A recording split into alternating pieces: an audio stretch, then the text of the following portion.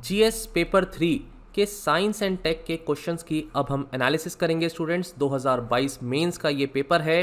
Science and take में students 2 question पूछे गए 10 नंबर के और 2 क्वेश्चन पूछे गए हैं 15 नंबर के। ओवरऑल आपका पेपर 50 मार्क्स का हो जाता है और 1/5 पार्ट साइंस एंड टेक्नोलॉजी का है।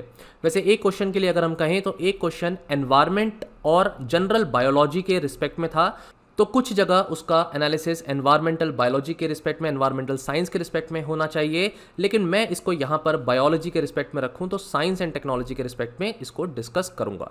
चलिए स्टूडेंट्स डिस्कस करते हैं पेपर कैसा था। देखिए पेपर जो साइंस एंड टेक का था, हम ये कह सकते हैं वैक्सीन पर जो क्वेश्चन आया है ये बिल्कुल प्रिडिक्टेबल क्वेश्चन था। इस साल नहीं तो अगले साल, नहीं तो पिछले साल ये एक्सपेक्टेड ही था कि वैक्सीन पर मेंस में क्वेश्चन बनना ही है। तो इस क्वेश्चन के रिस्पेक्ट में कहूँ तो बिल्कुल प्रिडिक्टेबल हो गया, लेकिन एक सेलुलोज नाम के शब्द पर क्वेश्चन बनाया गया और वो बिल्कुल अनप्रिडिक्टेबल था क्वेश्चन।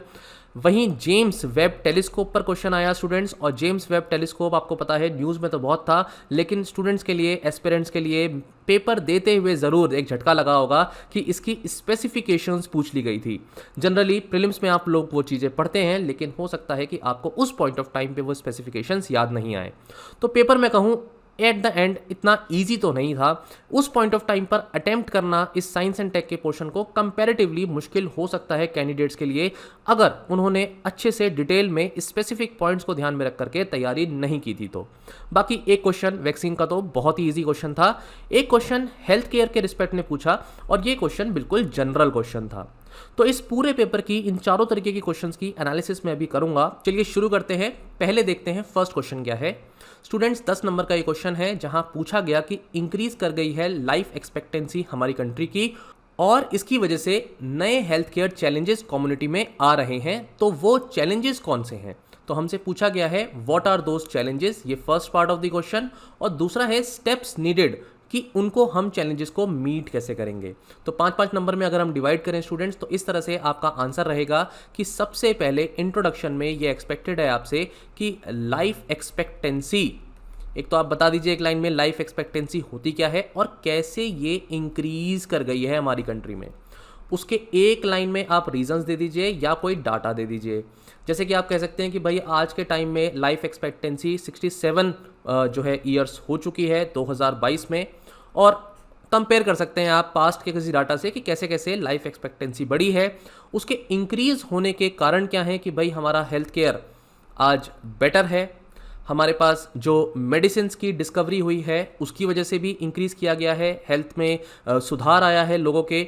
लोग जो हैं आज के समय में ज़्यादा लंबा जीते हैं क्योंकि उनको फैसिलिटीज़ अवेलेबल हैं, इंफ्रास्ट्रक्चर अवेलेबल है, इंफ्रा की बात कर सकते हैं आप, या फिर मेडिकेशन की अवेलेबिलिटी बढ़ गई है।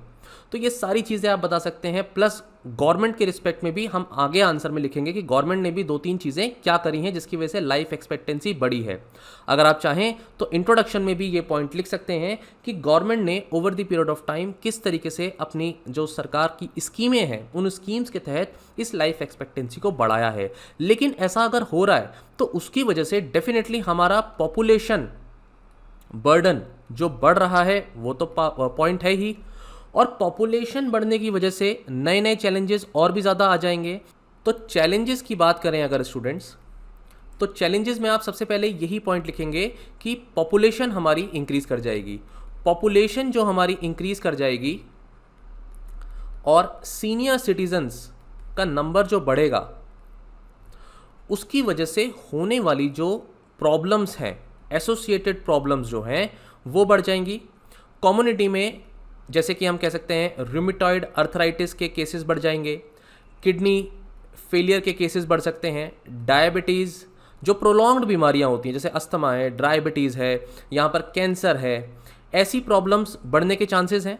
एज के साथ साथ जो मेंटल हेल्थ केयर जो इश्यूज़ हो जाते हैं जैसे एल्जाइमर्स डिजीज़ है, आप सारे एग्जांपल्स नहीं, 1 या 2 एग्जांपल्स लीजिए और उससे लिखिए कि ये प्रॉब्लम्स, एसोसिएटेड प्रॉब्लम्स बढ़ जाएंगी। ये प्रॉब्लम्स सीनियर सिटीजन्स के रिस्पेक्ट में लिख सकते हैं आप। एक चैलेंजेस तो यही हो गया। दूसरा चैलेंज मैंने जो बताया कि पॉपुलेशन का नंबर बढ़ेगा तो डेफिनेटली रिसोर्सेज जो है रिक्वायरमेंट बढ़ जाएगी। उसकी वजह से जो है क्या होगा कि जो लैंड है, फॉरेस्ट है, वो कट होता है, तो जूनोटिक डिजीजेस जूनोटिक डिजीजेस बढ़ सकती हैं, इसका एक बर्डन हमारे को फेस करना पड़ सकता है। प्लस लॉन्ग टर्म तक अगर लोगों की लाइफ एक्सपेक्टेंसी बढ़ी है और over the period of time अगर वो एंटीबायोटिक्स खाते हैं तो फ्यूचर में आगे जा कर के हमारी सोसाइटी में एंटीबायोटिक रेजिस्टेंस के केसेस बढ़ सकते हैं। इसके साथ साथ वेक्टर बॉर्न डिजीजेस क्यों हो जाएंगी मैं बता देता हूँ। वेक्टर बॉर्न डिजीज इसलिए होंगे क्योंकि एनवायरनमेंट का डिग्रेडेशन होगा। यहाँ पर आप इस पॉइंट को जरूर लिखेंगे, एनवायरनमेंट डिग्रेडेशन, जिसकी वजह से zoonotic and vector borne diseases बढ़ेंगे। इसको कॉमन पॉइंट भी बना सकते हैं। एंड नॉन कम्युनिकेबल डिजीजेस वाला पॉइंट तो आप ऊपर ही लिखिए। इनफैक्ट इसमें आप बता सकते हैं कि नॉन कम्युनिकेबल डिजीज के रिस्पेक्ट में जो बर्डन है वो ऑलरेडी बहुत ज़्यादा है। हम कह सकते हैं कि 60% 65% जो बर्डन है नॉन कम्युनिकेबल डिजीज का है। कम्युनिकेबल डिजीज का तो बर्डन सिर्फ 28 to 30% के करीब है। क्लियर? तो ये भी प्रॉब्लम बढ़ जाएगी। मेंटल इलनेस के बारे में मैंने बता दिया आपको। कम्युनिटी के रिसोर्सेज की रिस्ट्रिक्शन हो जाएगी। तो ये सारी चैलेंजेस हैं जो हमारी गवर्नमेंट, हमारी सोसाइटी, हमारी कम्युनिटी फेस करेगी। अब आप कह सकते हैं कि इनको इम्प्रूव करने के लिए, इनको सुधार करने के लिए हमारी गवर्नमेंट ने कुछ इनिशिएटिव्स लिए हैं। हमारी गवर्नमेंट ने जैसे इनिशिएटिव लिया पीएम जन आरोग्य योजना। ये योजना जो है with respect to insurance, health care में इंश्योरेंस प्रोवाइड करने की है। ठीक है ना स्टूडेंट्स? और ये इंश्योरेंस इसलिए ज़रूरी है क्योंकि लाइफ एक्सपेक्टेंसी बढ़ रही है, उसको ध्यान में रखते हुए हेल्थ केयर जो सेंटर्स हैं, health care centres, wellness centres, ये क्या करे हैं हमारी सरकार ने ओपन किए हैं। यहाँ पर आप नाम लिख दीजिए कि भाई आयुष्मान भारत में, आयुष्मान जो भारत स्कीम है उस स्कीम के तहत ऐसा हुआ है। तीसरा आप एग्जाम्पल दे सकते हैं कि हेल्थ इंफ्रास्ट्रक्चर जो हमारा मिशन है ये लॉन्च किया गया है 2021 में। और इस मिशन के तहत क्या है कि जो सर्विलेंस है, सर्विलेंस को, डिजीज़ बर्डन को कम करने के लिए सर्विलेंस को बढ़ाया गया है इस मिशन के तहत। एंड डिजिटल हेल्थ केयर को हमारी गवर्नमेंट ने प्रमोट किया है। राइट? जैसे कि आप कह सकते हैं इसमें टेलीमेडिसिन का रोल आ जाता है।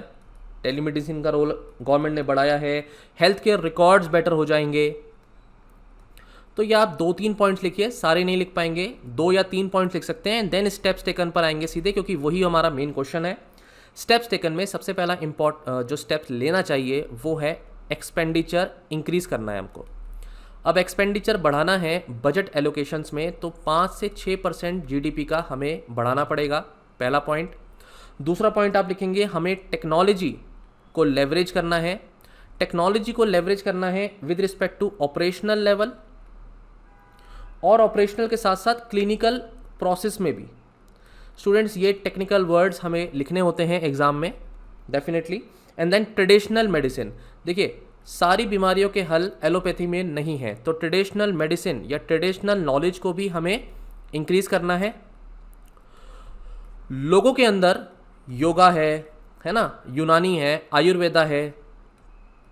यहाँ पर आप आयुष लिख सकते हैं, आयुष मिनिस्ट्री गवर्नमेंट ने बनाई है, ये पॉइंट यहाँ पर 5th पॉइंट बन जाएगा। तो इस नॉलेज को इंक्रीज करना है, लोगों तक पहुँचाना भी है और ऑथेंटिक भी रखना है। इस बात का भी ध्यान रखना है कि वो ऑथेंटिक रहे। एक ही लाइन में लिखेंगे हम इस पॉइंट को, डिटेल में नहीं जाएंगे। एंड हेल्थ केयर रिसोर्सेज, जो भी हेल्थ केयर रिसोर्सेज हैं उसकी कैपेसिटी को हमें बढ़ाना है स्टूडेंट्स, और हमें अपने इंफ्रास्ट्रक्चर को भी इम्प्रूव करना है। इंफ्रास्ट्रक्चर को इम्प्रूव करना है मतलब आप कहेंगे कि भाई नए मेडिकल कॉलेजेस बनने चाहिए। ठीक है स्टूडेंट्स? और ये सारी बातें करने के साथ साथ लास्ट में जूनोटिक डिजीज़ को रोकने के लिए, एनवायरमेंट वेक्टर बॉर्न डिजीज़ को रोकने के लिए हमें वन हेल्थ अप्रोच पर जाना है। ये जो पॉइंट है, इस पॉइंट को आप कंक्लूजन में भी लिख सकते हैं। वन हेल्थ अप्रोच को बताते हुए आप इसमें 3 गोले बनाइए। एक गोले में आप बताइए कि हमें एनवायरनमेंट को भी सेव करना है, ह्यूमन को भी सेव करना है और एनिमल्स को भी सेव करना है। और इस तरीके से इस जगह जब हम सबके सस्टेनेबल तरीके से डेवलपमेंट करेंगे, जो है वन हेल्थ अप्रोच की तरफ जाएंगे, सिर्फ ह्यूमन हेल्थ की बात नहीं करेंगे, तो हम कह सकते हैं कि सोसाइटी में भी जो इस तरीके की जूनोटिक डिजीज़ की प्रॉब्लम है या और भी प्रॉब्लम्स हैं वो कम हो जाएंगी। और हमें इंश्योरेंस सेक्टर को भी बूस्ट करना है। यहाँ पर इंश्योरेंस सेक्टर इसलिए बूस्ट करना है क्योंकि लाइफ एक्सपेक्टेंसी बढ़ी है, तो सीनियर्स जो लोग होंगे, सीनियर सिटीजन्स होंगे, एटलीस्ट आगे जाकर के उनके पास इंश्योरेंस होगा तो बर्डन नहीं आएगा, तो सोशियो इकोनॉमिक प्रॉब्लम्स नहीं होंगी। इसको भी आप अपने कंक्लूजन में पॉइंट बना सकते हैं। तो इस तरीके से आप इस पूरे आंसर को डील करते हैं स्टूडेंट्स। ये क्वेश्चन बहुत जनरल था, बहुत सारी बातें और भी लिखी जा सकती हैं इसमें, लेकिन 10 नंबर में इतना भी आप लिख पाएँ ये बड़ी बात रहेगी। अगला क्वेश्चन देखिए, ये वो क्वेश्चन है जो एनवायरनमेंट से भी लिंक करता है, बायोलॉजी से भी लिंक कर सकता है। सेलुलोज एक मटेरियल होता है, प्लांट मटेरियल, जो अभी मैं बताऊंगा क्या होता है, लेकिन क्वेश्चन ये पूछा गया कि सेलुलोज का प्लांट मटेरियल का डिपोजिशन हो रहा है हमारे अर्थ पर। अब वो हमसे पूछता है नेचुरल प्रोसेसेस बताओ जिस तरह से सेलुलोज अंडरगो करता है डिग्रेडेशन, और ये कैसे डिग्रेड कर रहा है, किस में डिग्रेड कर रहा है, कार्बन डाइऑक्साइड, वाटर और अदर प्रोडक्ट्स में, और वो प्रोसेसेस के बारे में पूछ रहा है। अब आपने एनवायरनमेंट में ये बात पढ़ी है कि एनवायरनमेंट में जो है डेट्राइटिवोर्स होते हैं, वो डिकम्पोजिशन करते हैं, डिग्रेडेशन करते हैं, वो वाला एस्पेक्ट तो एनवायरनमेंट का रहेगा। और बायोलॉजी का जो एस्पेक्ट रहेगा वो एस्पेक्ट है कि आपको ये समझ में आना चाहिए कि सेलुलोज एक्चुअली में है क्या। तो इसलिए ये साइंस एंड टेक का क्वेश्चन हो जाता है, जिसमें आपको सबसे पहले सेलुलोज के बारे में बताना है स्टूडेंट्स कि सेलुलोज अपने आप में क्या है, एक ऑर्गेनिक कंपाउंड है, और ये ऑर्गेनिक कंपाउंड बेसिकली पॉलीसैकेराइड है जो यूनिट्स ऑफ ग्लूकोज से बना हुआ होता है। ग्लूकोज की फॉर्मेशन के लिए फोटोसिंथेसिस प्रोसेस प्लांट्स करते हैं, जिसमें वो CO2, water, chlorophyll, sunlight use करते हैं, और फोटोसिंथेसिस के बाद ये ग्लूकोज यूनिट्स बनती हैं। जब इस ग्लूकोज को स्टोर करना होता है तो वो सेलुलोज फॉर्म में, पॉलीसैकेराइड फॉर्म में कन्वर्ट होता है, और फिर वो स्टार्च की फॉर्म में स्टोर हो सकता है। प्लस सेलुलोज जो है ये अपने आप में एक मेजर कंपोनेंट भी है प्लांट के सेल वॉल का। अब ये नॉलेज आपको कहाँ से आएगी, ये नॉलेज आपको जनरल बायोलॉजी से आएगी। प्लस आप याद रखिए सेलुलोज पर क्वेश्चन 2020 में प्रीलिम्स में पूछा गया था, इनडायरेक्टली एक स्टेटमेंट में सेलुलोज के बारे में लिखा गया था स्टूडेंट्स। तो ये एक्सपेक्टेड है कि आपने प्रीवियस ईयर क्वेश्चंस करे हैं तो वहाँ पर सेलुलोज शब्द का मतलब तो आपको पता ही होगा। नहीं पता है तो ये क्वेश्चन बहुत टफ हो जाएगा आपके लिए डेफिनेटली, फिर आप जनरल लिख करके आएंगे। इसीलिए मैं कहूँगा कि ये क्वेश्चन बहुत अनप्रिडिक्टेबल भी था, और इस क्वेश्चन को साइंस एंड टेक में लिखें या एनवायरनमेंट में, दोनों तरीके से लिख सकते हैं। स्टूडेंट्स इतना लिखने के बाद, आप सेलुलोज के बारे में बताने के बाद, अब आपको सीधे सीधे क्वेश्चन पे हिट करना है, क्योंकि 10 नंबर का क्वेश्चन है, तो प्रोसेसेस बताने हैं जिसमें ये चेंज करता है। उस प्रोसेस में आपको सबसे पहला प्रोसेस जो लिख सकते थे आप, कंबशन का लिख सकते हैं। तो कंबशन क्या होता है कि भाई ऑक्सीजन की प्रेजेंस में जब हम बर्निंग करते हैं, क्योंकि ये ऑर्गेनिक कंपाउंड है तो डेफिनेटली इसमें कार्बन क्या है, स्टोर्ड है, तो कंबशन जब होगा तो ऑर्गेनिक मैटर जो है ये डिग्रेड करेगा और कार्बन डाइऑक्साइड बनेगा। ये पायरोलाइसिस इसका हाई टेम्परेचर पे होगा, and it will convert into CO2 and water. Clear students, अगर कंबशन प्रॉपर कंप्लीटली नहीं हुआ तो और भी अलग तरीके के ऑर्गेनिक कंपाउंड्स, इंटरमीडिएट कंपाउंड्स बन सकते हैं, लेकिन ये एक प्रोसेस हो गया। दूसरा प्रोसेस स्टूडेंट्स आप बता सकते थे इसमें डाइजेशन का, कि भाई ये जो प्लांट्स हैं जब ये डिग्रेड करेंगे, पहली बात तो सॉइल में डिग्रेड कर सकते हैं, दूसरा हो सकता है कि इनको डायरेक्टली खाया जा रहा हो। हर्बीवोर्स अगर इनको खाएंगे तो उनकी बॉडी में ये सेलुलोज जाएगा, वहाँ पर माइक्रोबियल एंड एंजाइमेटिक रिएक्शंस होंगी। अगर एंजाइमेटिक रिएक्शंस की बात करें तो एंजाइम जो होता है इसको डाइजेस्ट करने के लिए वो होता है सेलुलेज। अगेन ये आपको नहीं पता होगा शायद एग्जाम पॉइंट ऑफ टाइम पर, आज अभी एनालिसिस करते हुए तो लिखना आसान है, एग्जाम में अगर आपने लिखा है तो बहुत अच्छी बात है। मतलब ये तो सेलुलेज नाम का एंजाइम है जो इसको डिग्रेड करेगा। ये डिग्रेड करने पर इसको कन्वर्ट करेगा ग्लूकोज यूनिट्स में, एंड देन वो फिर क्या होगा, डाइजेशन होगा उसका। तो एनिमल के अंदर होगा ये डाइजेशन। एरोबिक रेस्पिरेशन हो सकता है, एरोबिक डाइजेशन हो सकता है, जहाँ पे डायरेक्ट कन्वर्जन CO2 और वाटर में हो जाएगा। अगर ये एनएरोबिक डाइजेशन है, एनएरोबिक फॉर्म में जो डाइजेशन होगा स्टूडेंट्स, वो जैसे कि काउ है, क्लियर, अगर वहाँ होता है तो यहाँ पर मीथेन बनेगी स्टूडेंट्स, और फिर मीथेन जो है फर्दर डिग्रेड करेगी इनटू CO2 एंड वाटर। तो ये इस तरीके से डाइजेशन एक स्टेप हो गया, एक नेचुरल प्रोसेस हो गया। और तीसरा जो है वो है डिकम्पोजिशन का। ये आपने एनवायरनमेंट में पढ़ा ही हुआ है स्टूडेंट्स कि कैसे डेट्राइटस होता है, जब ऑब्वियसली प्लांट को डिग्रेड करेगा, ये सेलुलोज जब ज़मीन पे गिरेगा लीफ की फॉर्म में, यहाँ पर प्लांट के जो भी फर्दर डिग्रेडेशन होना है उसका सॉइल में, तो वहाँ पर एनवायरमेंटल कंडीशंस में बहुत सारे स्टेप्स हैं, आपने पढ़े होंगे। फ्रेगमेंटेशन होगा, लीचिंग होगा, कैटाबॉलिज्म, ह्यूमिफिकेशन एंड मिनरलाइजेशन। इस साइकिल को भी आप ड्रॉ करके आ सकते थे और अपना आंसर लिख सकते थे, जहाँ डायरेक्ट कन्वर्जन CO2 और वाटर में लास्ट में हो जाएगा। तो ये वाला एस्पेक्ट एनवायरमेंट के रिस्पेक्ट में आप लिख सकते थे। ये पॉइंट्स आपके थोड़े से बायोलॉजी के और टेक्निकल एस्पेक्ट्स हो जाते हैं। तो इस तरीके से इस पूरे आंसर को लिखा जा सकता था students, but it was a good question और इसमें माइंड एप्लीकेशन जरूर होगी। ठीक है स्टूडेंट्स। तीसरा क्वेश्चन देखिए, जेम्स वेब टेलीस्कोप पर पूछ लिया गया क्वेश्चन, और ये न्यूज़ में तो बहुत ज़्यादा था। आपने प्रीलिम्स के रिस्पेक्ट में भी इसकी कैरेक्टरिस्टिक्स पढ़ी होंगी स्टूडेंट्स, लेकिन डायरेक्टली पूछा इसके यूनिक फीचर्स क्या हैं, डायरेक्टली पूछा कि ये सुपीरियर कैसे है बाकी टेलीस्कोप से, की गोल्स क्या हैं इसके मिशन के, और बेनिफिट्स क्या हैं। टुकड़े में पूछा है पूरा क्वेश्चन, 15 नंबर का क्वेश्चन है। आपको स्पेसिफिक यूनिक फीचर्स अगर याद थे तो ये डायरेक्ट क्वेश्चन इजी क्वेश्चन हो जाएगा आपके लिए। अगर फीचर्स नहीं याद थे तो आप फंस सकते हैं इस क्वेश्चन में स्टूडेंट्स। ये एक, अब मैं आंसर अगर बताऊं तो इंट्रो में आपको यहां पर इंफ्रारेड टेलीस्कोप, ये क्या है, ये एस्ट्रोनॉमिकल टेलीस्कोप है, एस्ट्रोनॉमी के रिस्पेक्ट में यूज होगा। इंफ्रारेड टेलीस्कोप है जो ऑर्बिट करेगा सन के अराउंड। ये जनरल बातें हैं जो इंट्रोडक्शन में लिखनी है।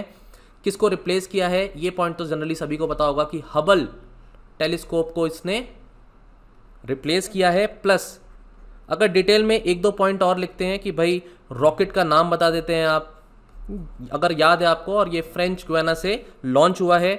नासा इसमें, European space agency, Canadian space agency, ये सब कोलैबोरेशन में है, पार्टनरशिप में।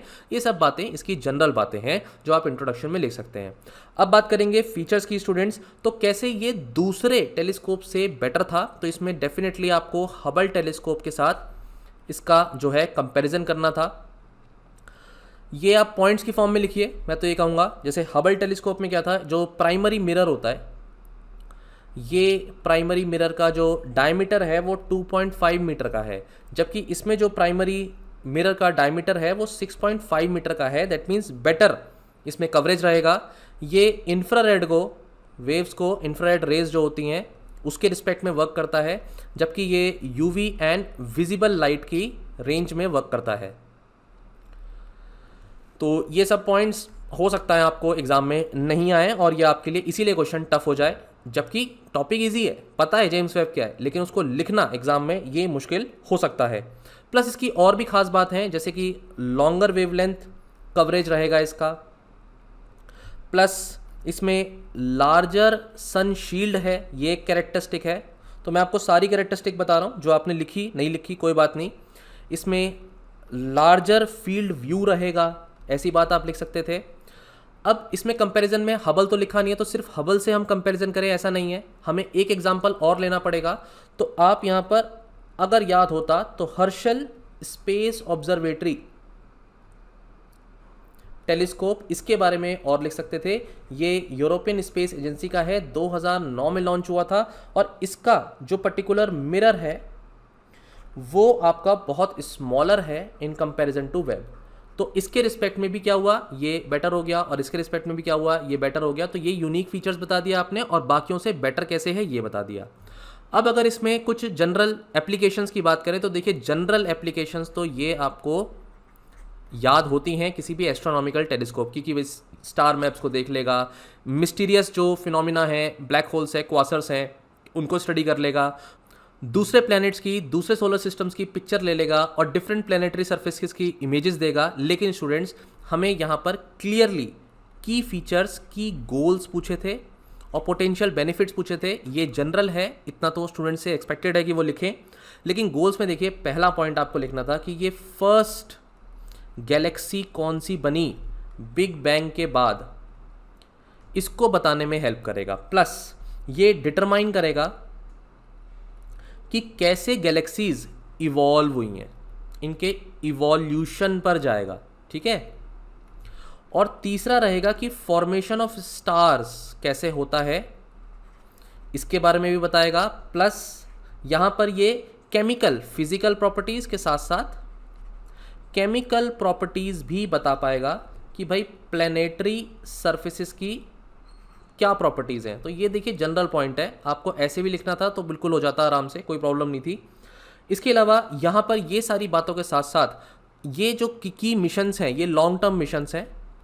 बाकी ऑब्जर्वेशन में क्लियर पिक्चर देना, अच्छी पिक्चर देना, वो सारी जनरल बातें हैं, वो आप लिख सकते थे। तो इस तरीके से ये साइंस एंड टेक्नोलॉजी में बहुत अच्छा कदम है। ऐसे करके कंक्लूजन कर देते कि इसमें बहुत सारे एडवांस हमें स्पेस के जो फीचर्स हैं, एस्ट्रोनॉमिकल जो फिनोमिना हैं, उनको समझने में हमें अंडरस्टैंडिंग होगी। तो आपको स्पेसिफिकेशन प्लस इसमें थोड़ा बहुत जनरल पॉइंट्स आप लिखते तो इसका आंसर अच्छे से लिख सकते थे। अगला क्वेश्चन स्टूडेंट्स बहुत ही इजी क्वेश्चन था, बेसिक प्रिंसिपल पूछा वैक्सीन डेवलपमेंट का। देखिए 2020 हो 2021 हो, बिल्कुल एक्सपेक्टेड था कि यहाँ पर वैक्सीन का क्वेश्चन बनना चाहिए, पर आया नहीं था। पर 22 में ये क्वेश्चन आया है। तो स्टूडेंट्स आप देखें वैक्सीन पर प्रीलिम्स में तो पिछले दोनों सालों से, तीनों सालों से क्वेश्चन पूछा जा रहा है। तो वैक्सीन एक ऐसा टॉपिक है जो आने वाले समय में भी बहुत ही इंपॉर्टेंट टॉपिक रहेगा, इसको कोई भी छोड़ नहीं सकता। बेसिक प्रिंसिपल वैक्सीन का पूछा, वैक्सीन कैसे काम करती है, और अप्रोचेस पूछ लिया डायरेक्टली, कैसे अप्रोच इंडियन वैक्सीन मैन्युफैक्चरर्स ने यूज़ किए कोविड-19 वैक्सीन को बनाने में, मतलब कोवैक्सिन और कोविशील्ड, इसके बारे में आपको सीधे सीधे इसकी क्या तरीका था बनाने का ये पता होना चाहिए था, जो कि बहुत ही डायरेक्ट क्वेश्चन है। इंट्रोडक्शन में आप वैक्सीन के बारे में लिखेंगे, वैक्सीन होती क्या है, तो ये बताने की ज़रूरत नहीं यहाँ पर, वैक्सीन क्या है ये आपको सिंपल लिखना था। इसका बेसिक प्रिंसिपल यही होता है कि ये एक बायोलॉजिकल एजेंट बॉडी में डाला जाता है, और ये बायोलॉजिकल एजेंट जो है ये लाइव हो सकता है, एटीन्यूएटेड वीक फॉर्म में, इसका कोई सब टाइप प्रोटीन हो सकता है, जेनेटिक मटेरियल हो सकता है पूरा का पूरा इनएक्टिव फॉर्म में ही हो, या फिर किसी पर्टिकुलर और भी तरीके के वायरस के साथ अटैच करके उसको इंसर्ट किया जा सकता है, और आगे जा करके ये बॉडी में क्या करेगा, बॉडी में जाने के बाद इसका काम होगा कि ये इम्यूनिटी को क्या करेगा, इम्यूनिटी को बूस्ट करेगा। इम्यूनिटी को बूस्ट करने के साथ साथ आपको एक वर्ड और लिखना था कि मेमोरी रिस्पॉन्स को भी बनाएगा। मेमोरी रिस्पॉन्स होगी तो डेफिनेटली जो इन्फेक्शन सेकेंड टाइम अगर अटैक करेगा तो इन्फेक्शन के अगेंस्ट ये वर्क करेगा, क्योंकि हमारी बॉडी में एंटीबॉडीज़ बन जाएंगी। तो एंटीजन और एंटीबॉडीज़ का इंट्रैक्शन हो जाएगा। ये वर्ड लिखना ज़रूरी था, क्योंकि बेसिक जो वर्किंग है इसकी ये इसी प्रिंसिपल पर है कि एंटीजन एंटीबॉडी इंट्रैक्शन हो। कैसे वैक्सीन वर्क करती है, इसमें आप इस डायग्राम को बता सकते थे कि ये वैक्सीन वर्किंग दिखा रहे हैं हम इनएक्टिव वैक्सीन की, इनएक्टिवेटेड वायरस की, इनफैक्ट हम बोल सकते हैं इनएक्टिवेटेड वायरस की, कि कैसे एक वायरस है या बैक्टीरिया है उसकी स्ट्रेन को सेलेक्ट करते हैं, उसको हम क्या करते हैं, हीट किल कर देते हैं, केमिकल किल कर देते हैं। इसके बाद वो अपने आप में component as a biological agent insert किया जाता है बॉडी में। ये हमारी बॉडी में जाकर के सेल्स बनाता है। वो सेल्स होती हैं बी सेल्स, टी सेल्स, और हम कहें कि मेमोरी सेल्स। तो मेमोरी सेल्स जो होती हैं ये टाइप ऑफ बी सेल्स ही होती हैं स्टूडेंट्स, प्लस जो एंटीबॉडीज़ हो गई वो हम बोल सकते हैं प्लाज्मा सेल्स। एंड आगे जाकर के ये एंटीबॉडीज़ क्या करेंगी, न्यूट्रलाइज कर देंगी किसी भी एंटीजन को। ये बेसिक वर्किंग है, इसको आप डायग्राम से भी अच्छे से बता सकते थे। बहुत अच्छा डायग्राम इसमें बनाया जा सकता था क्वेश्चन में। याद करिए ये बी सेल टी सेल तो प्रीलिम्स में भी पूछा हुआ है, राइट, तो पढ़ा हुआ तो होगा ही।